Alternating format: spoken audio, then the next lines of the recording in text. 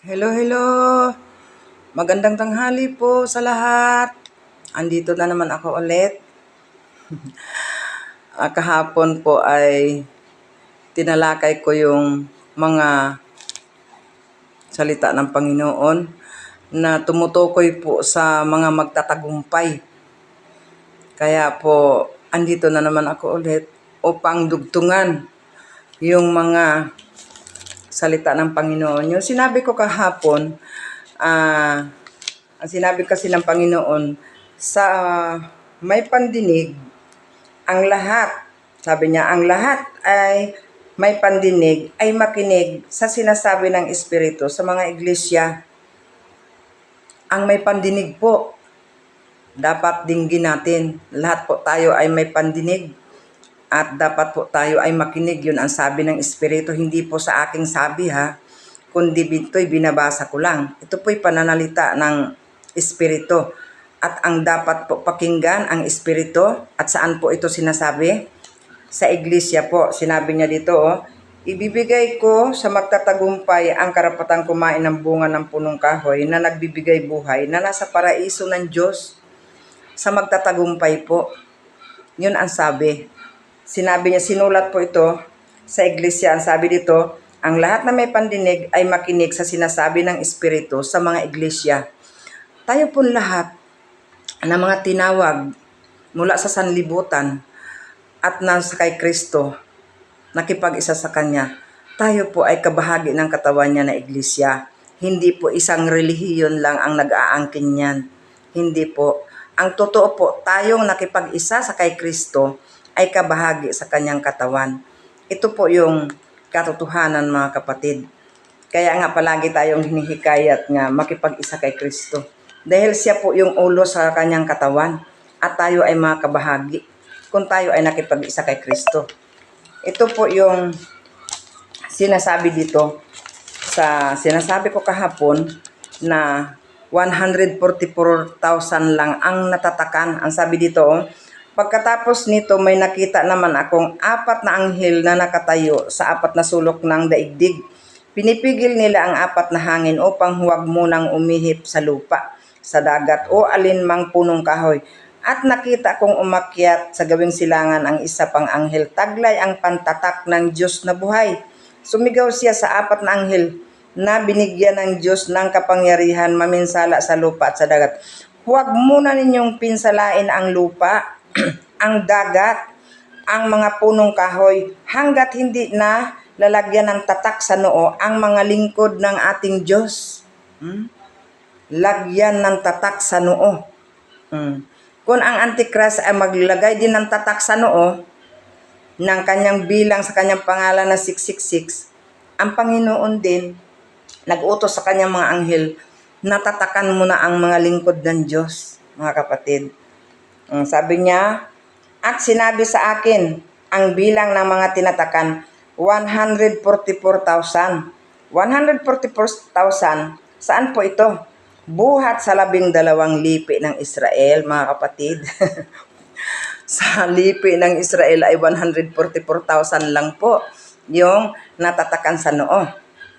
Ito po yung, huwag tayong mabahala at lalo na doon sa mga hindi pa nakakaalam.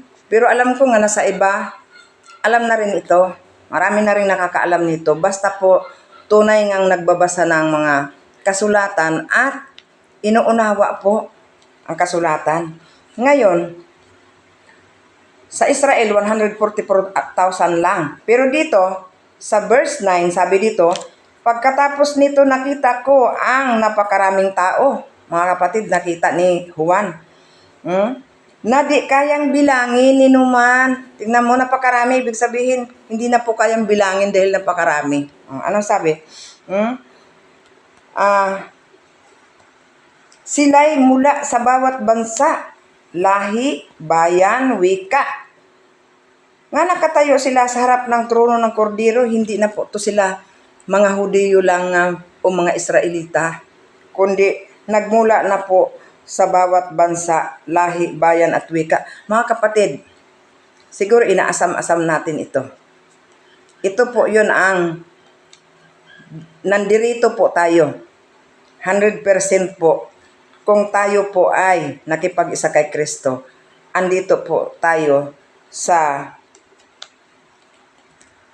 taong nakita ni Juan na hindi mabilang na nasa harapan ng trono, mga kapatid. Ito yung sabi niya, nakadamit ng puti at may hawak na mga palaspas. Sinabi nila ng malakas, ang kaligtasan ay nagmumula sa kordero at sa ating Diyos nga nakaluklok sa trono. Mga kapatid, nagmumula lang po sa kordero. Sino yun? Si Panginoong Hesus po yun. Nagmumula po. Hindi po nagmumula kay Jehovah. Hindi po nagmumula kay Moises. Ang kaligtasan po natin. Tingnan mo po yung mga lingkod ni Moises. 144,000 lang po yung natatakan. Bakit? Sila lang po yung sumunod sa Panginoon. Kasi noong mga panahon nga doon, ang Panginoon ay dumating sa kanila ay marami rin pong sumampalataya sa Panginoon. Kaya po ito ngayon, ang nakikita ko, na huwag tayong mabagabag sa kung ano pa mang aral, nga kung sino pa man ang ating sampalatayanan. Ang iba, tingnan mo, dahil sa hindi pag-iingat, hindi simunod sa sinabi ng Panginoon, mag-ingat kayo, kay maraming paririto sa pangalan ko at iligaw kayo. Marami po ngayong naliligaw, mga kapatid. Tulad na lang ng nagpakilala na siya daw po yung appointed son. Di ba? Siya daw po yung, ang pangalan ng ng kanyang kaharian, the kingdom of Jesus Christ. Pinaangkin pa naman kay Kristo, pero hindi naman si Christ ang king. Sino yung king? Siya. Di ba? Kaya po mag-ingat-ingat po tayo at masdan natin kung paano siya namumuno at kung paano niya pinamumunuan yung tayo. Kung taliwas naman sa nakasulat sa mga salita ni Kristo, ay naku po, lumayas na po tayo dyan. Kasi bakit? Ang ligaw na pangangaral at ang ligaw na mga pagtuturo ay tungo po sa kapahamakan. Yan po yun, mga kapatid. Bakit pinapaingat? Tungo po yun sa ikapapahamak po natin yan. Tingnan mo ngayon, yung mga sumampalataya doon sa kanya, ngayon ay nagdidemanda na dahil napahamak na. Yun po yun ang dahilan, kaya tayo pinapaingat ni Kristo. Dahil kapahamakan po ang patutunguhan ng maligaw. Di ba? Kasi ang sabi dito, nagmumula lang kay Kristo. Ang kaligtasan ay nagmumula sa kordero at sa ating Diyos na nakaluklok sa trono. Anong nangyari nga? Bakit sa ngayon ay sinasabi ko nga ang magtatagumpay lang? Dahil dito pa lang sa mundo natin ngayon, sa mga relihiyon pa lang, hindi na tayo nagtatagumpay sa pagpili sa katotohanan. Di ba? Ang ating mga pagka matuwid o pagka banal na inaasahan, akala natin ay sure na 100%. Pero ang totoo pa lang, dito pa lang sa lupa na pahamak na. Yun po yung ingatan po natin, mga kapatid. Tapos sabi niya dito sa 14, paano sila nasa karating ngayon sa harapan? Bakit nandoon sila at nakadamit ng puti? Kasi yun ang sinabi ng Panginoon doon sa binasa ko kahapon sa magtatagumpay. Na ang magtatagumpay ay daramta ng puting damit. Mga kapatid, ibig sabihin nandito sila, dinaramtan sila ng puting damit at nasa harap sila ng trono ng kordero, di ba? Anong nangyari? Sabi dito sa verse 14, Ginoo, kayo po ang nakakaalam ang sagot ko. Kasi sinabi dito ni Juan, nga, saan bang galing yung mga tao na yan na napakarami? Tinanong siya, nga nagdamit ng puti at saan ang gagaling yan? Sabi niya, tinanong ako ng isa sa mga pinuno, sino ang mga tao nakadamit ng puti at saan ang gagaling? Di ba? Saan sila nang gagaling? Sabi naman ni Juan, Ginoo, kayo po ang nakakaalam ang sagot ko. At sinabi niya sa akin, sila ang mga nagtagumpay sa gitna ng matinding kapighatian. Praise the Lord, sila ang nagtagumpay.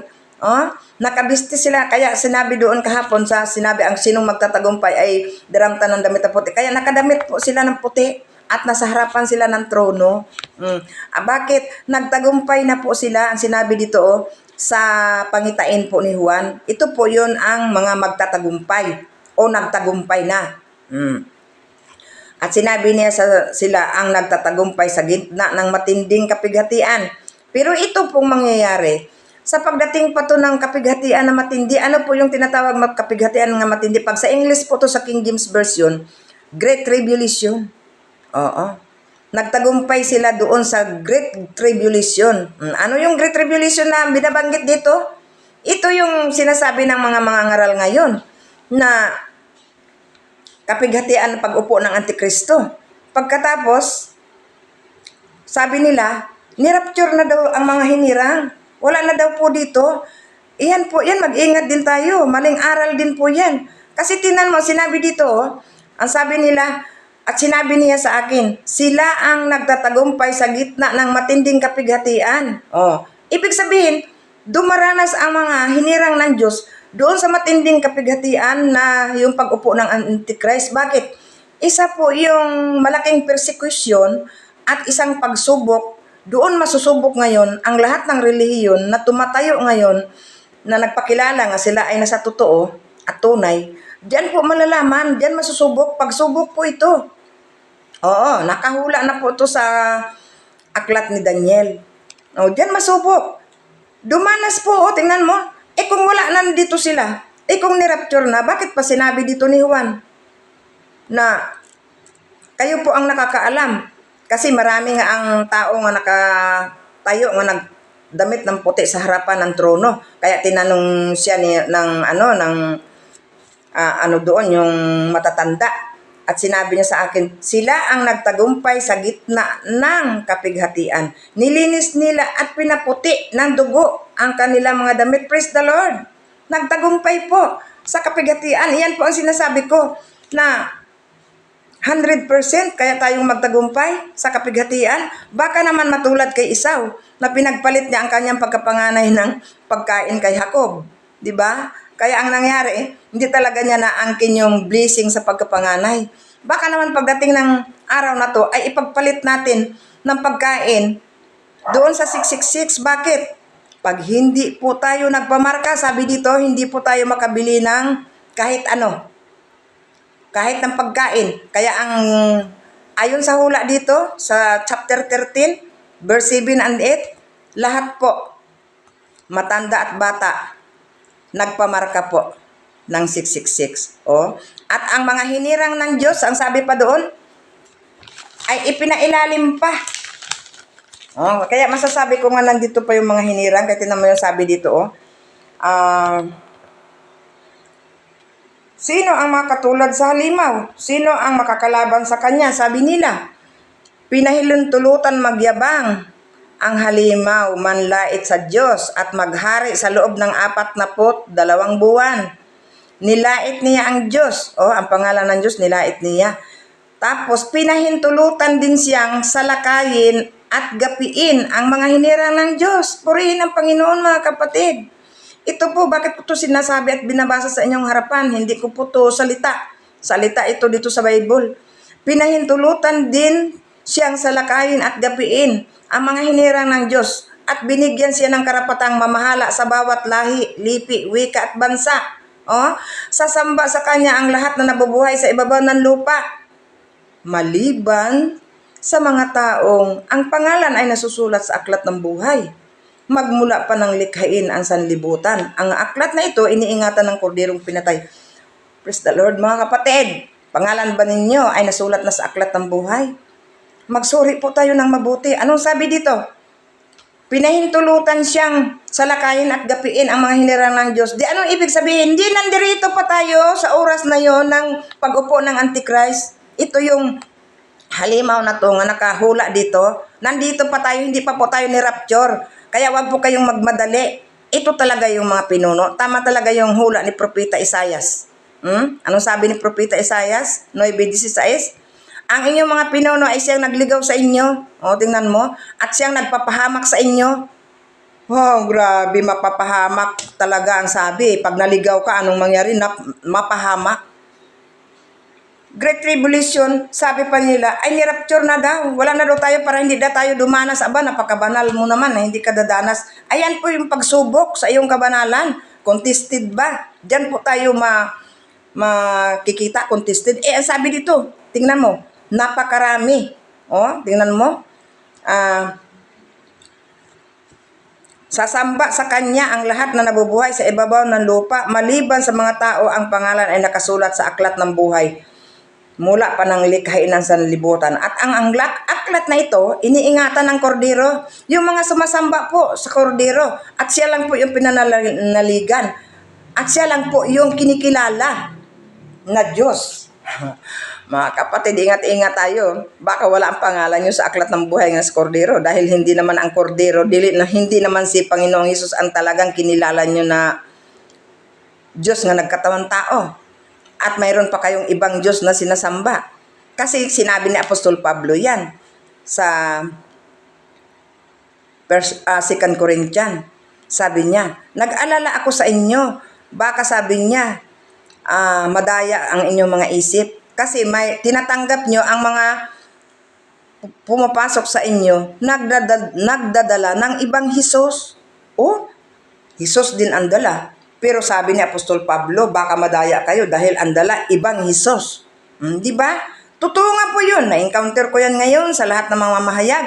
Ang iba, ang sabi si Hesus ay anghel lang. At meron din nagsabi, sabi ng Jehovah's Witness, si Hesus Diyos, pero maliit na Diyos.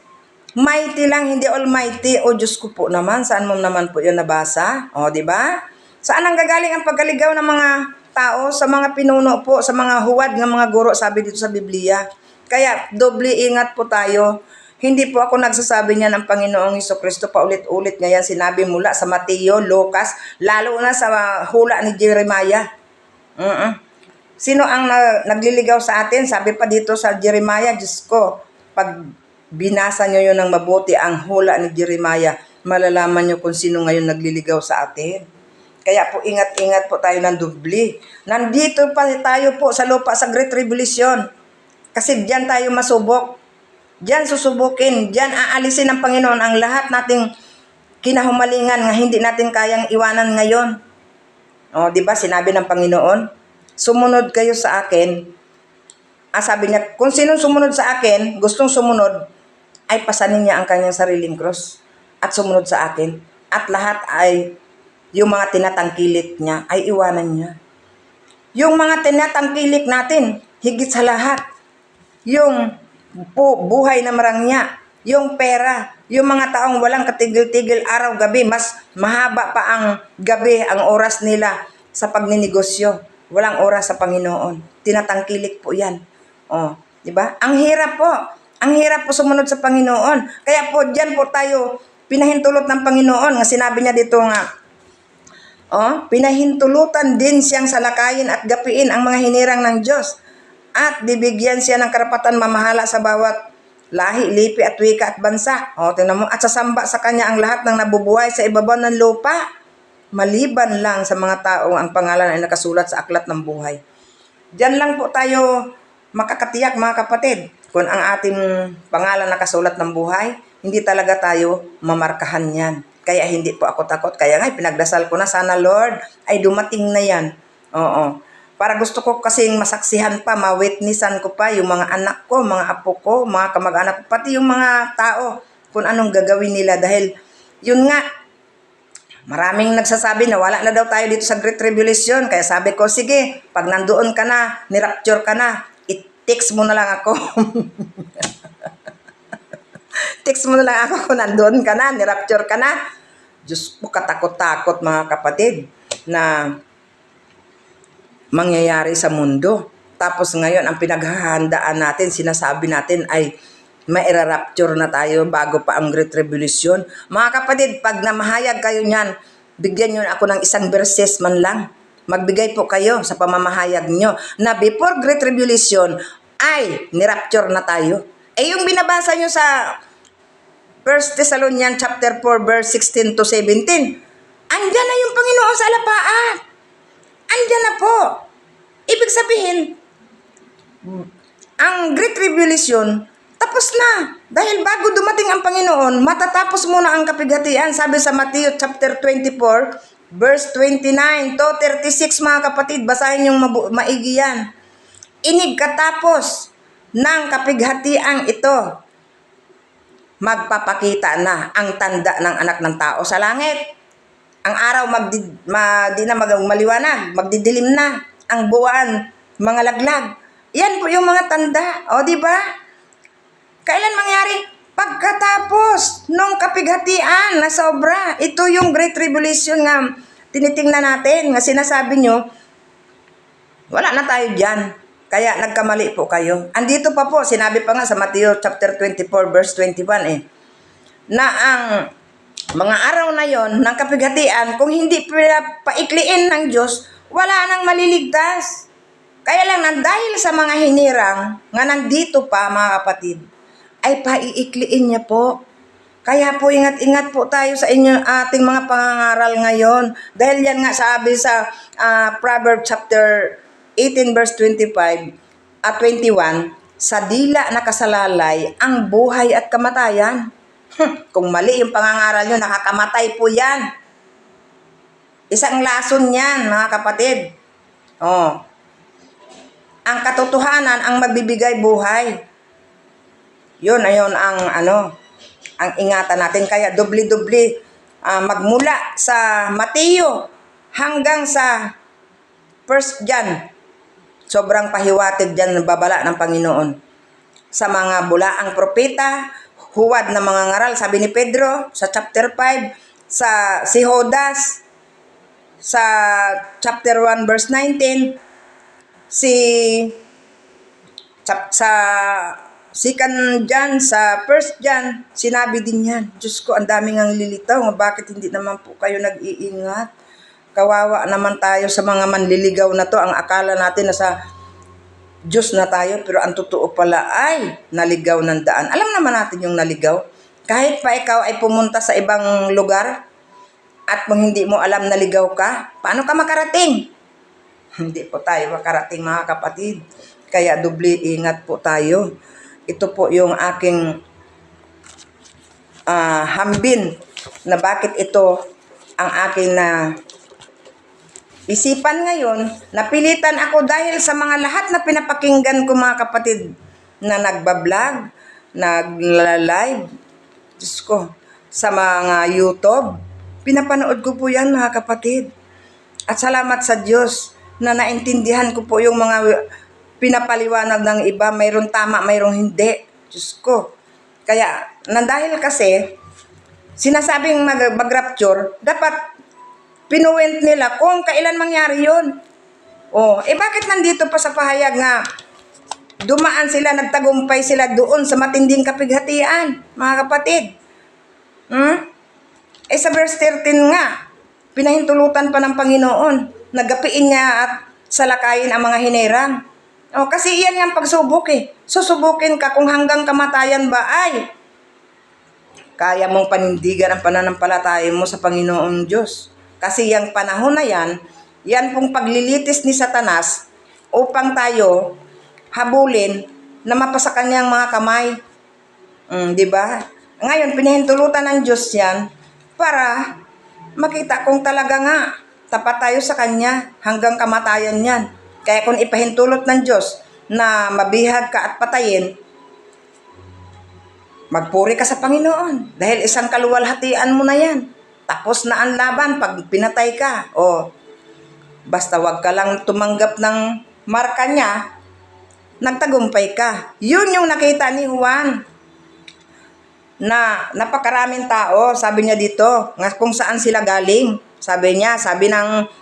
Nagsabi sa kanya, sila ang mga nagtagumpay sa gitna ng matinding kapighatian. Nilinis nila at pinaputi sa dugo ng kordero ang kanilang damit.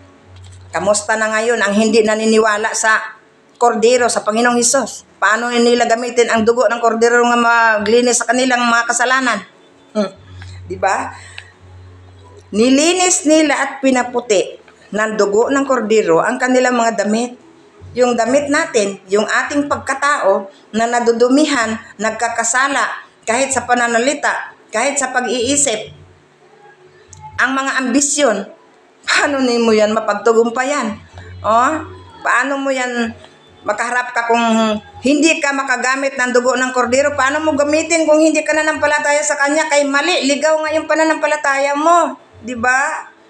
Kaya napaka napaka halaga po, nabigyan po natin ng halaga yung pagsuri po sa mga katotohanan sa Bible na tayo po ang magsuri at kasama ang Panginoong Hesukristo. O, di ba? Anong uri ng pagtatagumpay nila?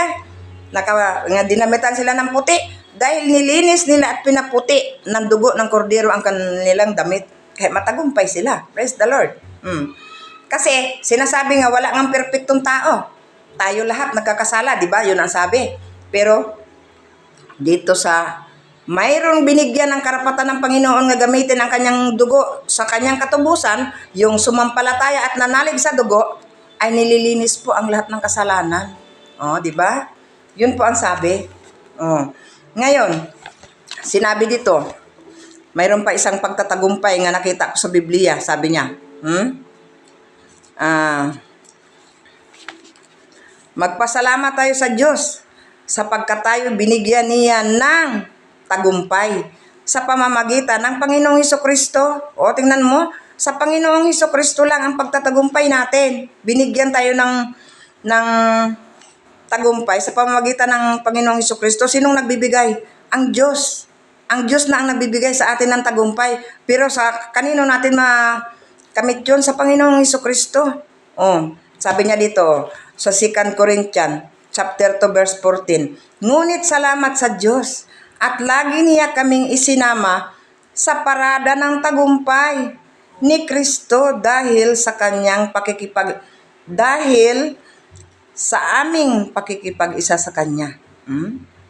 At sa pamamagitan namin, pinalaganap ng Diyos sa lahat ng dako ang mabangong samyo o halimuyak ng pagkakilala sa Diyos. O, di ba? Sinama sa parada sa tagumpay ni Kristo kasi si Kristo na matagumpay na tapos na, nagtagumpay na siya. Napagtagumpayan niya, kaya sabi nga niya huwag kayong mabalisa, manalig kayo sa akin na pagtagumpayan ko na ang sanlibutan. O, di ba? Manalig tayo sa Kanya. Anong sabi dito? Makipag-isa sa Kanya. O, paano sila nagtagumpay din ang mga apostol? Dahil sa aming pakikipag-isa sa Kanya. Paano ba tayo nakikipag-isa, mga kapatid, sa sinabing makipag-isa kay Kristo? Ang ating bang pakikipagkilala kay Kristo ay lubos ba? Na sa Kanya lang tayo nakipag-isa? Anong sabi dito? Sa 1 John.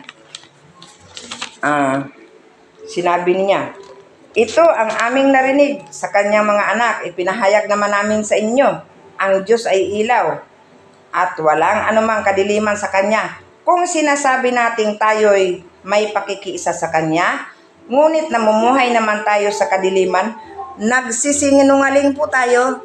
O, tinan mo, nagsisinungaling po. Kung sabihin natin nakikipag-isa tayo sa Kanya, ngunit namumuhay naman sa kadiliman. O, tingnan mo. Sabi niya, nagsisinungaling tayo at hindi namumuhay ayon sa katotohanan. Ngunit kung namuhay tayo ayon sa liwanag, gaya ng panatili niya sa liwanag, tayo nagkakaisa at lahat ng ating kasalanan ay nililinis ng dugo ni Jesus na Kanyang anak. Praise the Lord. Kung tayo daw nakikipag-isa sa Kanya, na siya ay liwanag at tayo din namumuhay sa liwanag, ang lahat nating kasalanan ay nililinis na ng dugo ni Jesus na Kanyang anak. Ang dugo niya po ang naglilinis. Oo. Dahil sa ating pakikipag-isa sa Kanya, pakikipag-isa. Ngayon, lubos ba tayong nakipag-isa sa Kanya? Yung iba hindi. Si Jehovah, pangalawa lang si Kristo. Ano lang siya, mighty lang siya. Tapos may paniwala pa sila nga anghel lang daw. Anghel lang. Mayroon pa silang paniwalang ganyan. Diyos ko po, paano ka nakipag-isa kay Kristo sa katotohanan? Maisulat ba ni Kristo sa aklat ng buhay ang pangalan mo? Diyan po tayo malapit na po ang wakas. Hindi na po tayo magpatumpik-tumpik. Kailangan po tayo na sa katotohanan. Bakit? Ang katotohanan lang ang magpapalaya sa atin mula sa kasalanan. Ngayon, ang inaaniban po natin na mga relihiyon, na sinasabi nga wala naman makapagligtas na relihiyon, tama po yun. Wala talaga makapagligtas na relihiyon. Pero, meron na relihiyon na tapat, nasakdal, o di ba? May tunay na relihiyon, yung mga anong relihiyon na yun? Yung mga tumutulong sa mga babaeng bao at mga ulila at umiiwas sa karumihan sa mundong ito. Yun po yun. Hindi lang po yung nagre-relihiyon tayo, samba paglinggo, tapos pag may time naman, andun din sa sanlibutan. Kung minsan ang kaliwang kamay nasa sanlibutan, ang kaliwa naman minsan sa Panginoon, hindi po yun tunay na pakikipag-isa sa Kanya. Kaya yan po yung sinabi dito, binasa ko sa sa 1 John chapter 1 verse 6 to 7. Tingnan mo ang sabi niya. Kung sinasabi natin tayo nakikipag-isa sa Kanya, ngunit namumuhay naman tayo sa kadiliman, ay nagsisinungaling tayo. Sabi pa nga ni Apostol Santiago, ay dinadaya natin ang ating sarili. Kung pinapakinggan lang natin ang salita ng Panginoon at hindi naman natin sinusunod, dinadaya lang natin ang ating sarili. Tayo po mismo ang nagdadaya sa ating sarili. At anong sabi ng Panginoon? Ang magdaraya ay hindi po makapasok sa kaharian niyan. Kaya wag natin dayain ang ating sarili. Diba? Kaya po itong mga salita ng Panginoon, mga kapatid, ay binabasa ko dahil ito po yung utos. Ang sabi dito sa 1 Timothy chapter 4 verse 13, iukol mo ang iyong panahon sa pagbasa ng kasulatan sa madla. At ito na po yun ngayon, mga kapatid. Ito na po yung ginawa ko ngayon. Tinupad ko na ngayon dahil sa nakikita ko, sa nakikinig lang ako. Diyos ko, mga kapatid, sa daming relihiyon, sabi pa nga ng tinanong ko sa Google, 45,000 po ang sabi. Christianity lang yan. Hindi pa kasali yung mga Hinduism, mga Judaism, mga Islam, wala pa yun, hindi pa yung kasali. Yung sa Christianity, yung sa mga nasa kay Kristo lang nga sumampalataya. Napakarami po. Pero pag inisa-isa mo ng pakinggan, iba-iba ang aral, kaya diyan po nagkabaha-bahagi. Ano naman ang sabi ni Apostol Pablo doon sa Efeso? Magkaisa lang kayo. Yung tinatawag nga isang katawan, isang pananampalataya lang yun. Isang bautismo. O, di ba? Isang Diyos at Amaha. At isang Panginoong Hesukristo. Mayroon pagkakaisa po. Hindi iba-iba. Paano tayo magkaisa? Nga iba-iba naman ang pagkilala kay Kristo. Kahit si Apostol Pablo, pinabalaan niya na po yun. Binalaan niya na yung mga Christian. Sabi niya, nag-alala ako, baka madaya kayo. Tulad ni iba nga nadaya ng ahas.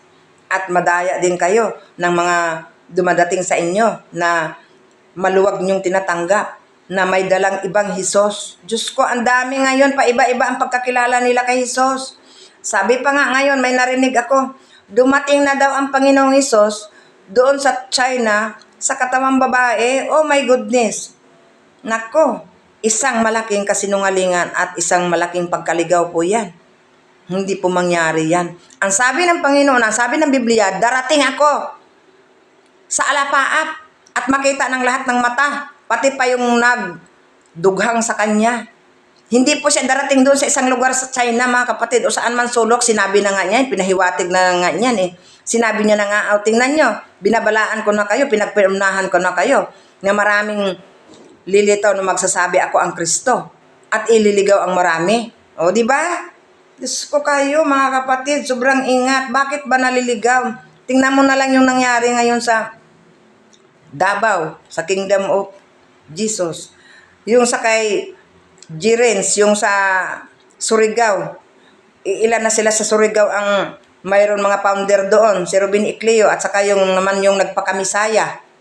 Yung si Senyor Aguila. O ano nangyari? Pahamak ang membro. Pahamak ang mga membro niya. Mga kabataan, Diyos ko, nadimlan ang isip ni Satanas.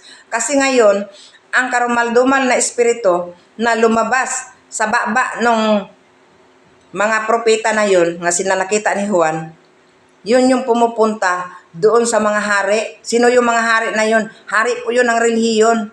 Sila yung mga founder, mga pinuno, na sila lang ang nasusunod.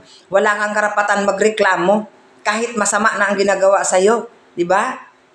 Tapos, katakot-takot pa, hindi ka makalayas kung gusto mo nang umalis. O diba? Isang sindikato, mga kapatid. Kaya sobra po tayong maingat. O, di ba? Sobra po tayong maingat. Diyos ko, ingatan natin ang ating sarili kasi nakasalalay po dyan ang ating mga kaluluwa. Kaluluwa po, ang ating kaligtasan. Nakasalalay po dyan. O, pahamak na dito sa lupa pa lang. Paano pa kaya sa kabilang buhay? Paano pa kaya pagdating ng hukom ni Kristo? Di ba? Paano mo maiwasan yung dagat-dagatang apoy ng hinanda? Kaya magsuri po tayo. Si Kristo lang po ang nag-iisang daan ng katotohanan. Kung totoo po yung hinahanap natin, nasa kay Kristo na po yan. Wala po yan sa mga relihiyon ngayon na iba, kay si Kristo po ang katotohanan. Siya po ang buhay. Tingnan mo? Siya ang daan. Saan ka ba naglalakad ngayon? Kung hindi ka sa aral ni Kristo naglakad, ang daan nga tinatawag yung aral ni Kristo. Kung hindi ka naglakad sa aral ni Kristo ngayon, anong sabi niya sa Pilipos? Chapter 1, verse 27. Mamuhay kayo ng ayon sa magandang balita ni Kristo. Pati yung pamumuhay natin, yung naaayon doon. Hindi po naaayon doon sa mga pinuno lang na reliyon nga inuutosan tayo nga, itong gagawin mo, itong sundin mo. Hindi po yun. Paano natin yan matagpuan? Saan tayo papasok? Yun yung sinasabi doon sa John chapter, tingnan ko ha, John chapter 10. Sinabi niya dito, ito yung sabi ng Panginoon.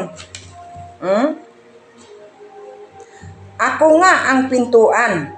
Ang sino man pumasok sa pamamagitan ko'y maliligtas. Papasok siya at lalabas at makatagpo ng pastulan. Sabi niya, dumarating ang magnanakaw para lamang magnakaw, pumatay at manira. Naparito ako upang ang mga tupa ay magkaroon ng buhay, ng isang buhay na masagana at ganap. Yun po yun. Ang naparito nga nauna sa kanya ay magnanakaw po yun. Daming magnanakaw ngayon, na harap-harapan nagnanakaw, hindi nyo lang alam. Tingnan mo. Pero siya, anong sabi niya? Saan tayo papasok? Sabi niya dito, para maligtas, ako ang pintuan. Ang sinumang pumasok sa pamamagitan ko ay maligtas. Sa kanya po tayo pumasok. Hindi po sa relihiyon. Nagkamali po tayo. Sinabi nyo na nga walang relihiyon makaligtas, tapos sa relihiyon kayo pumapasok. Kay Kristo po. Oo. Kay Kristo po tayo pumasok upang maligtas po tayo. Wala po akong ibang ipapahayag sa inyo kundi si Kristo lang. Kasi siya ang lahat sa lahat. Oo. Ang sinabi niya dito, gawin nyo ang lahat sa pananalita nyo at sa mga gawa nyo, sa mga desisyon nyo, sa kay Kristo lang. Di ba? Yun yung pakikipag-isa sa Kanya, mga kapatid. Wala na pong iba.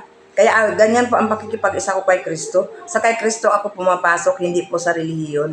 Di ba? Kasi pag relihiyon ang pinasok mo, mayroon po isang pinuno at sigurado po yang baka mabangis na hayop. Yan. Anong sinabi sa Mateo 7:15? Mag-ingat kayo. Sabi niya, sa mga pumupunta sa inyo na nagdamit tupa. Damit tupa. Ano yung tupa? Mabait yun eh. Pero sa loob, mababangis na asong gubat. Ano ba yung asong gubat? Hindi po yun napapaamo. Grabe, nakita ko yun sa TV. Yung sa mga palabas, na yung hayop na yan. Diyos ko, dalawungin niya kahit pa yung mga usa, yung deer. Grabe, ubos. Ubos nila yan, dalawungin nila yan. Hindi talaga makatakbo kay pagtulungan nila. Tapos kakainin nila yung liig, mga tiyan, lahat para mamatay na. Sabi ko, ganun pala yung hayop na lobo, yung tinatawag na asong gubat. Hindi po yun napapaamo. May buhay po yung kinakain niya. Sino yun ngayon ang hinalintularan dyan? Yung mga bulaang propeta. Sino yun? Mga ngaral po yun ng salita ng Diyos. Kaya ingat-ingat po tayo. Yun ang sinasabi ko kahapon. Kung ang simbahan mo ay palaging abuluyan, pera, Diyos ko, nakakain na nga kayo, nasila na nga kayo. Oo.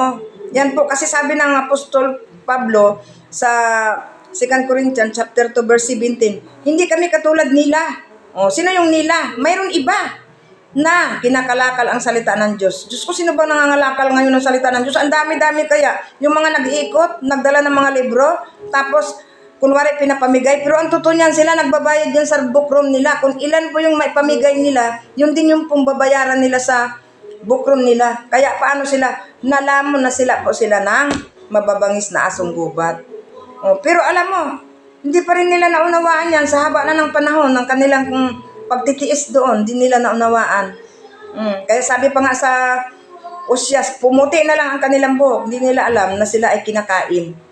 Tingnan mo, bakit nangyari yon? Madilim ang pag-iisip, dinimla ni Satanas. Dahil si Satanas, ang espiritu ni Satanas ang pumapasok ngayon sa mga pinuno ng relihiyon. Yun ang sabi ni Apostol Pablo, hindi akin yan. Mabasa natin yan sa Korinto pa rin, 11:14, 2 Korinto, pangalawang Korinto, chapter 11, verse 14. Nagkukunwaring apostol sa kaliwanagan. Sila. Tingnan mo. Kaya dito po tayo sobrang maingat mga kapatid. Ako po ay nagpapasalamat sa Diyos na itong gawain na to ay binuksan niya sa akin. Bakit? Dahil nakikita ko nga na maraming mga tao na hindi nila alam nga sila ay ginawang pagkain ng mga mababangis na asong gubat, mga leon, mga leopardo, at mga ibon mandaraget. Oo. Pag binasa mo yan sa Mateo 13:31, yung kaharian ng Diyos na binhi ng kaharian ng Diyos na itinanim ng isang tao sa kanyang halamanan, na tumubo, lumaki na naging kahoy at pinamugaran ng mga ibon at sinisilungan ng mga mababangis na hayop. Di ba? Saan yun? Sa kaharian ng Diyos. Saan yun? Sa iglesia po yun makikita, mga kapatid. Ay, naku naman. Sa iglesia makikita, ang iglesia ngayon, nagiging kahoy na dapat ang binhi, buto lang ng mustasa. Paano maging kahoy yung mustasa? Subukan nyo nga. Bakit naging kahoy yun? Yung mga pinuno ngayon, nagiging kahoy dahil may isang pinuno nga nagmamataas. Yung mustasa, hindi po mapagmataas yan. Dahon lang. Kung mustasang alang sana, hindi yan mapamugaran ng mga ibon dahil wala naman yan nga sangang kahoy.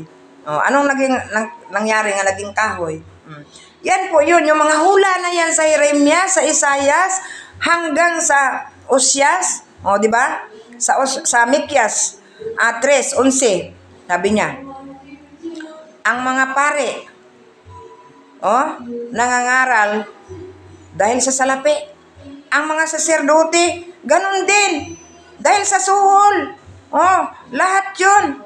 Pero, ang sinasabi nila, nasa kalagitnaan pa rin natin ang Panginoon. Pero di nila alam, ngayon ang kasamaan na kanilang nagawa. Nga sabi pa doon sa Jeremias chapter 5, verse 26 hanggang 29. Tumira sa aking bayan ang mga masama, na nanghuhuli ng ibon. Pero ang kaibahan, mga tao ang kanilang hinuhuli. At kung paano nga ang kulungan na puno ng ibon, ganun din ang kanilang mga bahay na puno ng mga kayamanan. At ano sila, nagsisitaba, nagsinaw, at mga makapangyarihan pa. Dahil na puno ng kayamanan, makapangyarihan pa. Tingnan mo, pag lumakad ngayon, may isa akong nakita nga, founder ng reliyon, pag lumabas, pag lumakad, pinapayungan ng membro. Diyos ko, ginawang alipin ang membro, pinapatrabaho sa kanyang mga building nang walang sweldo. Diba? Walang sweldo, inalipin. Anong sinabi ng Panginoon sa mga taga-Korinto? Binikali kayo ng dugo ng Panginoon. Huwag kayong magpaalipin sa tao. Ganun lang ang ating pagsuri sa Biblia. Dapat tukuyin natin sino-sino yung mga iyon na sinasabi ng Panginoon. Nilinaw na ng Panginoon. Nilinaw na. Dito sa pagdating sa Old Testament, nandiyan na yan nakahula. Pagdating sa New Testament, nandiyan na, nilinaw na ng Panginoon. At kung sino-sino yan, mga bulaang propeta. Diyos ko. Salamat sa Panginoon sa oras na ito, mga kapatid. Sana po ay mabuksan po ang inyong nadimlan ng mga pag-iisip. Huwag po kayo magdepende sa relihiyon nyo. Masabihin nyo, naninira ako. Hindi po. Binasa ko nga po lahat sa Bible. Sino pong nanira? Kung ganon, yung mga apostol at ang Panginoong Hesus. Hindi po ako. Oh, di ba? Binasa ko lahat. Mayroon yan verse. Lahat. Andiyan yan sa Biblia ang binabasa ko. Hindi ako magsalita nang wala nakasulat sa Biblia dahil ayaw ko maging bula ang propeta, mga kapatid. Lahat na sinasabi ko, lahat nakasulat. Yan. At otro pa yung iba. Ang haba-haba ng paliwanag, iisang bersikulo lang ang binasa. Anong batas ng Biblia? Doon sa Pahayag, chapter, basahin ko na nga lang para hindi mali ako sa pagsabi. Sabi pa dito sa Pahayag, chapter 22, verse 18. Ako si Juan ay nagbibigay ng babala sa sinumang makarinig sa mga propesiya sa aklat na ito.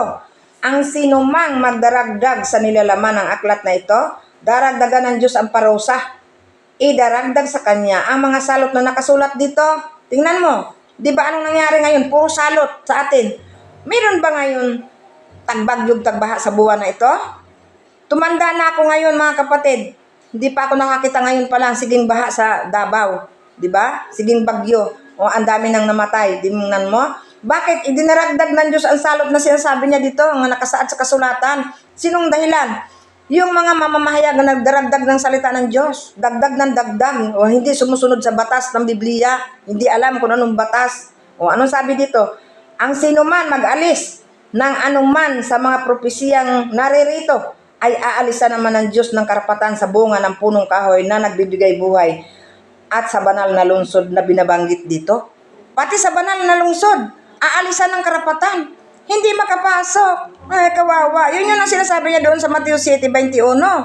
Hindi lahat na tumatawag sa aking Panginoon makapasok sa kaharian ng langit, kundi yung sumusunod lamang sa kalooban ng aking Ama.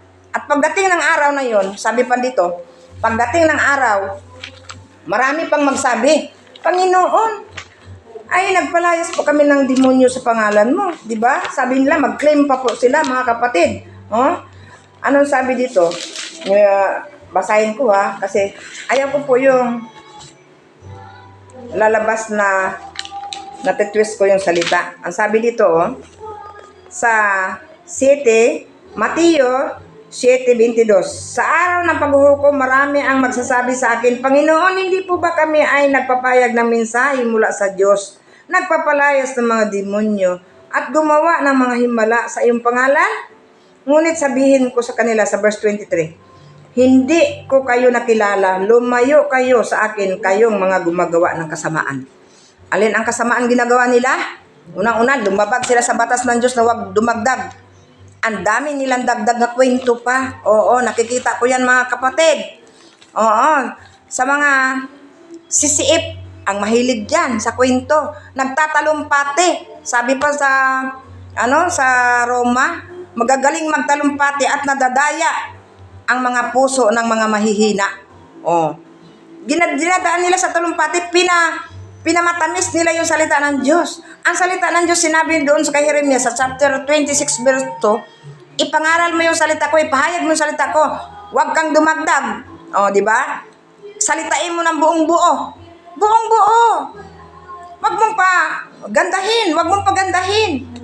Kasi ang salita ng Panginoon, tumpak yan. Dinalisay yan ng makapito. Di ba? Dinalisay ng makapito ang salita niya, dagdag ng dagdag. Anong nangyari? Naging masama tuloy. Pagdating ng araw ng paghuhukom, hindi nakilala ng Diyos. Hindi naman sumunod Kaya po, mga kapatid, dublihin natin yung basa po tayo ng mga kasulatan na sa dubling pag-iingat po tayo. Baka maiba yung pagpakahulugan natin.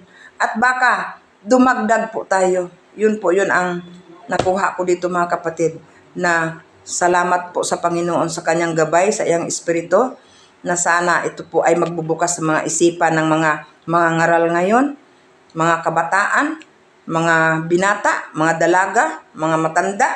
Tapos nakikita ko, pinapakinggan ko kayong lahat, mga kapatid. Kung minsan nagko-comment pa ako sa inyo, mga kapatid. Kaya ngayon ito ay inilalabas ko ang mga nakikita ko sa mga mamahayag.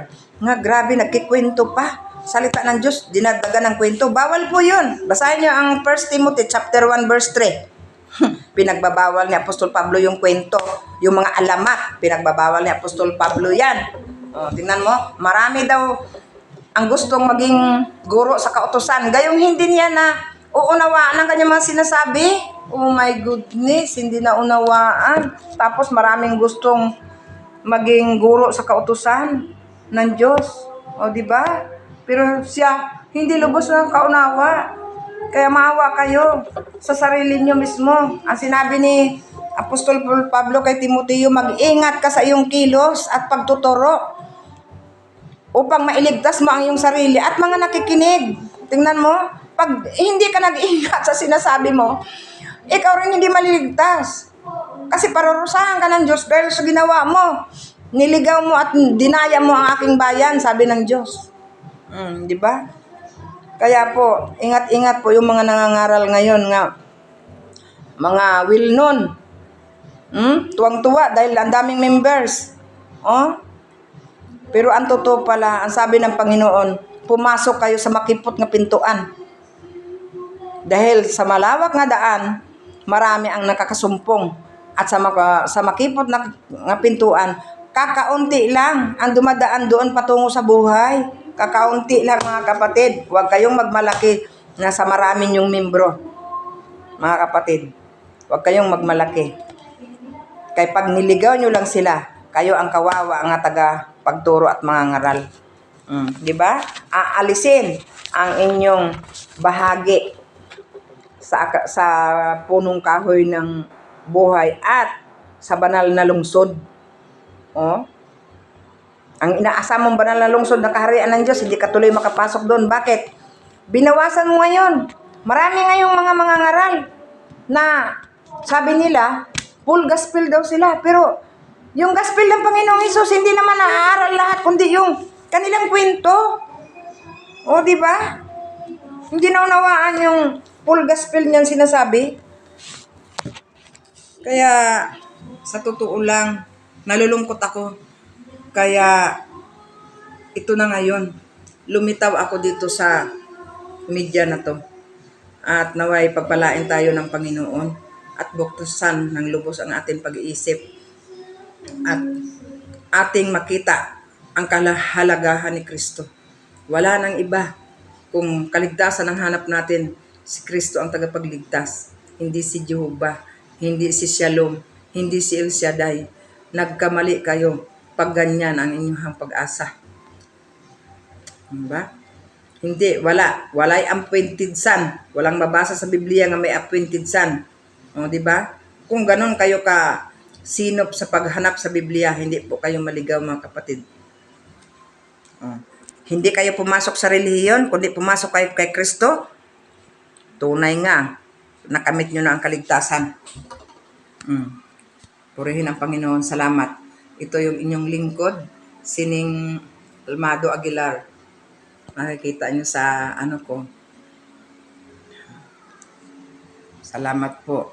Naway gabayan tayo ng Panginoon, ang ating puso't isip, at naway magpakilala siya sa atin. Kasi sinabi niya yan sa Roma. Nagpapakilala ako sa mga hindi naghahanap sa akin. Roma 10:20. Hindi naghanap sa kanya, nagpakilala siya. Yung tuloy ang hanap ng hanap sa kanya, sunod na sunod ng kautusan niya, hindi tuloy siya nakilala. Di ba? Ang Israel, hindi siya nakilala. Kasi, hindi siya nagpakilala. Dahil ang purpose niya, sa mga hintil siya magpakilala. May purpose din yun. Kaya rin tayong mga hintil, wag din tayo magmalaki. Mayroon nangaral narinig ko, kinuha na ang kaharian sa Israel at binigay sa atin ng mga hintil. Wala na ngayon sa Israel. Diyos ko po, nagmalaki. Ang sabi ni Apostol Pablo, kung kayong mga ligaw na sangang olibo ay naiugpong doon sa puno na taliwas sa nakasanayan, ano pa kaya sila? Pag ibinalik sila, iugpong mas madali dahil sila yung tunay. Hindi sila ligaw na sanga ng olibo. Sila yung tunay na olibo, ba kapatid? Hinihintay lang po ng Diyos na makapasok ang saktong bilang ng mahintil at babalik na ang kanyang ang focus niya magbalik na sa mga taga-Israel. Oo. Yun yung hindi po naunawaan ng lubos na iba nga. Sinabi niya, hindi na, wala na. Sus, mayroon pa Panginoong Hesus. Mayroon pang ang Diyos si Rizal. Mayroon pang si Pilimon, Haring Pilimon. Kadami-dami talaga. Kaya sa dami ng relihiyon nga dito sa Pilipinas, yan, hindi yan Christian ha. Hindi Christian yan. Yung Christian lang yung 45,000 nga nakita ko. Itong iba yung ganyan ng mga ano, hindi yan Christian. Yung mga pagkaka-isa, hindi yan Christian. Kasi si Rizal yung kinikilala nila, kaya hindi sila Christian. O, di ba? Kaya po, magising na po tayo. Malapit na po ang paghatol. Darating na si Kristo. Unang-una, hindi pa dumating si Kristo, dadaan tayo doon sa malupit na pagsubok. Yun ang masasabi ko, dadaan tayo sa malupit na pagsubok ng Antichrist. Diyan makikita. Yung mga nagre-relihiyon ngayon, diyan mapatunayan ninyo ang katunayan. At kung sa Great Tribulation na yan, kung kayo nga ay tunay na inirapture, totoo yung sinabi nyo, sige, i-chat nyo na lang ako nga nandoon na kayo. Kasi, ang nakikita ko sa Biblia, wala man lang ni isang verses na before Great Tribulation ay irarapture tayo. Kundi, yung si Kristo nandyan na sa alapaap at patunugin ang huling trumpita. At ang mga nangamatay, mauna pa nga sa atin eh. Di ba? Paano ka naging na-rapture nga ang namatay, bubuhayin pagdating ni Kristo? Sila pa'y mauna sa atin, mahuli pa tayo. Sinabi yan sa 1 Thessalonians chapter 4 verse 17. Kaya aral po tayo na mabuti sa Biblia ng pag-aaral na kasama ang si Kristo, ang Holy Spirit. Hindi po tayo mag-aral sa Bible School. Kasi pag Bible School, aral mula sa tao lang yan. Hindi yan mula sa Panginoon, mga kapatid. Kaya kayo ngayon, iba-iba na yung mga relihiyon nyo pagka-graduate nyo ng pagka-tapos nyo na pagka-graduate nyo doon sa Bible School, nagtayo kayo ng relihiyon. Kasi may nalalaman na kayo. Ang tanong, pinagkaloob ba yan sa iyo? Sa Biblia, ang nakita ko ang pamumuno ng mga apostol sa 1 Peter chapter 4 verse 10. Lahat ay kaloob. Pinagkalooban, mga ngaral. Kung mga ngaral ka, pinagkalooban ka, pinagkatiwalaan ka ba? Ayan ay kaloob. Hindi po pinag-aaralan sa eskwelahan yan. Diyan po tayo ngayon nagkakamali at diyan po nangyari ang pagkaligaw ng marami ngayon. Pinagkalooban ka ba nga mga ngaral? Ipangaral mo ang salita ng Panginoon. Pinagkalooban ka bang tagapaglingkod? Maglingkod ka ng buong lakas ng Diyos. O di ba? Paglingkuran mo siya. Kaloob po yun. Lahat po. Pinagkaloob ng Panginoon sa mga taong gusto niyang pagkatiwalaan na hindi ka kakainin. Di ba? Hindi ka gawing palabigasan. Salamat sa Diyos, mga kapatid. Pasensya na kayo. Kung mayroong akong sagasaan, hindi po ako yan. Yan po ay salita ng Diyos sa Biblia. Yan po yung katotohanan. Kaya nga binabasa ko eh. Dahil yun talaga ang batayan. Ang tunay na propeta, magsalita yan ng salita talaga ng Diyos. Kasi bawal niya dagdagan at bawal kulangan. Yun yung utos sa mga propeta. Tunay na propeta. Pero pag piki nga propeta, dagdag bawas yan. Diba? Kaya diyan po nagkakasala ang mga bulaang propeta.